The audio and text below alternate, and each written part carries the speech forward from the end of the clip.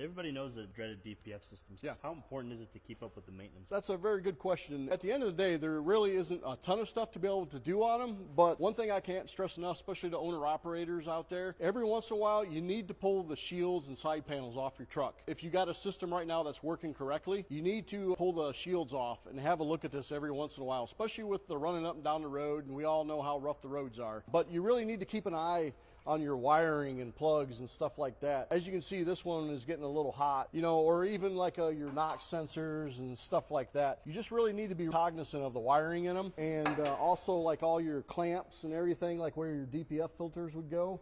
You just got to really watch that stuff. There really isn't a ton of service on them, but again, those little things right there, especially if you got a leak going on the inlet and anywhere throughout that, you're almost guaranteed to kick an engine light on, and that's going to put you into a dealership or a shop. The other thing that I think is really important that most people don't know, the bottom of your DPF tank, there is a filter on that, and I always say at least once a year, you need to pull that filter out and clean that filter. There's just a lot of little things that you just need to kind of look at for clamps and wiring and stuff like that. If you can keep up on that, that'll generally keep you out of the shop.